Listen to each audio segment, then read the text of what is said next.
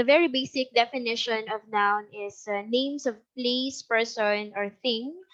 It could be a place, a person, or thing. So marami siyang any name that is a noun. So specifically meron tayong man, mountain. Ito yung mga examples natin sa right dito sa right side may man tayo, mountain, ocean, state, country. Yan yung mga examples of nouns. Pero it's very broad kasi when you see noun kasi pwede siyang kahit ano, kahit pangalan siya ng tao, ng place, ng thing, event, whatsoever. So mas aanuhin po natin siya mas specifically we do have common noun and the proper noun. So when you say common noun, ito yung general name. Wala siyang specific name. Kumbaga, noun, we're going to divide it into two. These are the common noun and then the proper noun. When you say proper noun, specific name po siya ng person, place, or thing. So makikita po natin dito sa picture na to, sa image po natin na na-insert. Specifically, we do have the common noun here. Examples, man, mountain, ocean, state, country, building, cat, and website. These are some of the examples that we have. And then, counterpart po nila is yung proper noun. So, kumbaga, just to reiterate din ulit, proper noun is the specific name, samantalang yung common noun is the general name. Example, man, specific name or the proper noun is Victor Hugo or Walt Disney. So, sila po ay pangalan ng tao. For example, ako, myself. For example, woman is the common name. The proper name is Daisy or Sir Mark. It's the proper noun, proper name of a person. So, kung wala naman po tayong tanong, we can go ahead and with our next slide. I believe this is very basic, this is very common, but it's also important that we know these things, katulad ng sinabi ko kanina. Next, we do also have classifications of nouns. Um, so first one is the concrete. It's the name of anything that can be seen or touched or otherwise perceived by the senses. For example, when you say concrete, ito yung nakikita natin, nafe-feel natin, perceivable by the senses. Kumbaga, yung bang kaya siyang naamoy mo siya, nakikita mo siya, uh, nafe-feel mo siya, mainit ba or what. So, for example, we do have flower kasi we are able to see that. So, that's concrete. Kabaliktaran naman po nun, ng concrete is abstract. So we do have name of the specific description is the name of an idea, quality, or condition.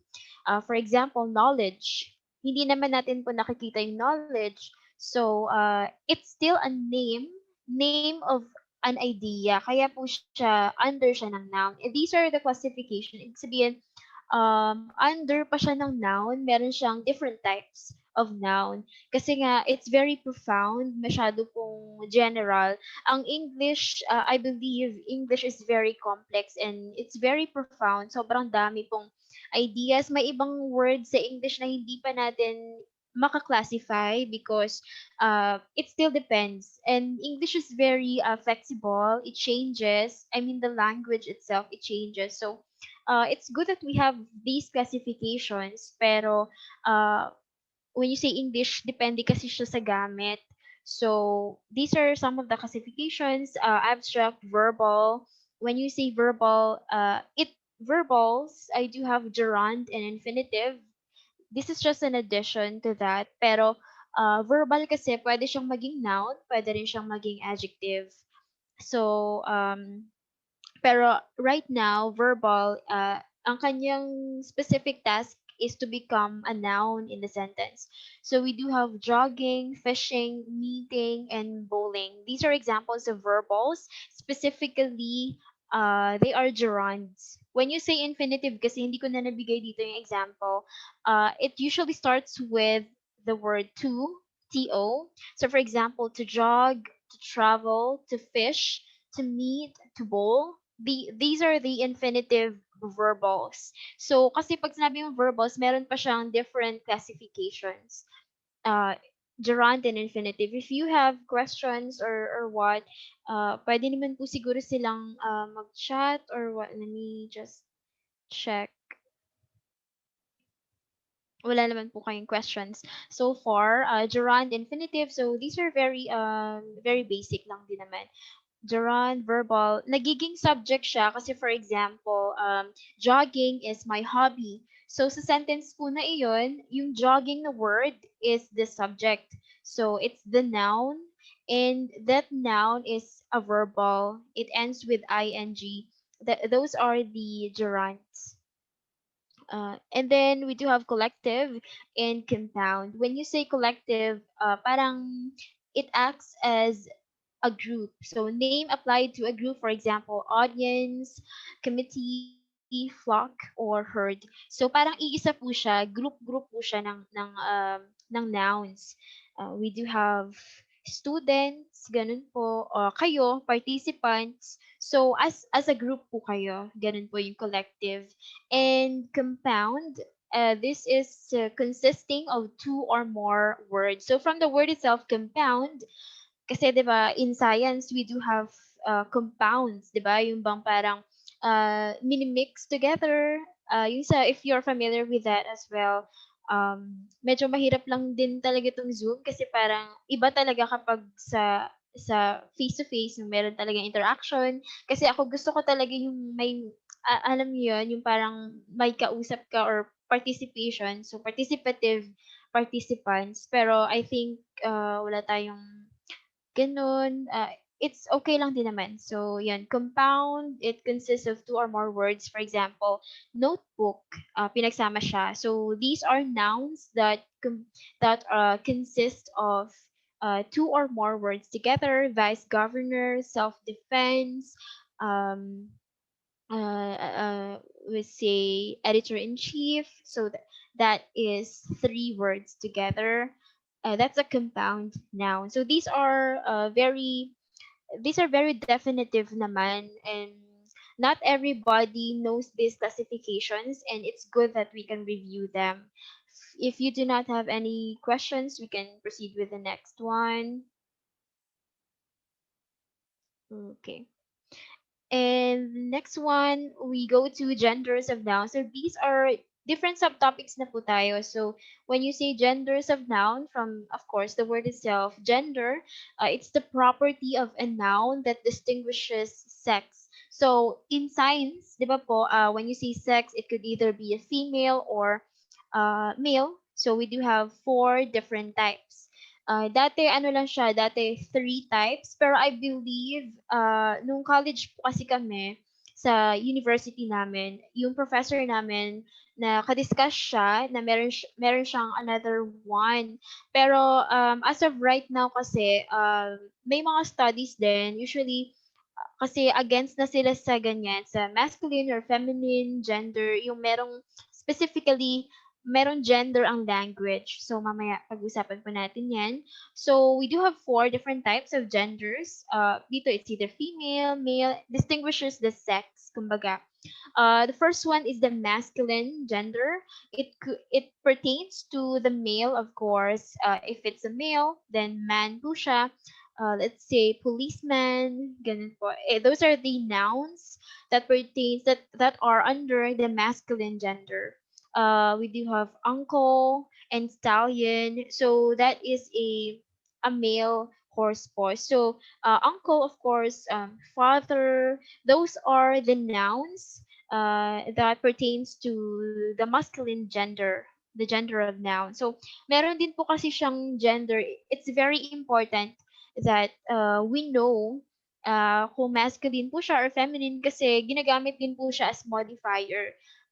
Pero eto rin po ay isang noun para malaman natin, ma-identify natin na itong tao ba to is male or female. So that is very important also. Next one is the feminine.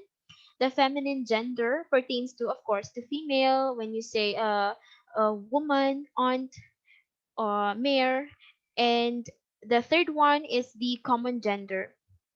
Common gender is either male or female.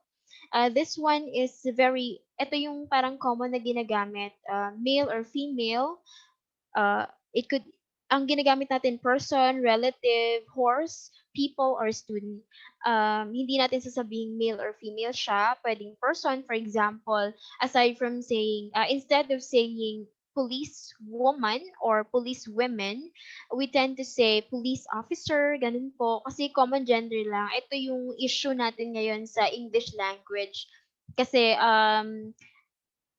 it's meron din siya sa verbal, meron din siya sa written. Issue na po kasi ito ngayon sa English na kumbaga minsan ayaw ayaw na natin gamitin kasi may mga issues sa mga feminism na kumbaga masyado lang nating ginagamit palagi ang police woman or policeman, 'di ba po? Palagi kahit sa mga kindergarten, sa mga schools ang ginagamit na example policeman gano'n or ano pa ba ang ginagamit natin, salesman, saleswoman. Ngayon very gender sensitive na po tayo kumbaga, imbis na gamitin natin saleswoman or salesman, ginagamit na po natin ay salesperson.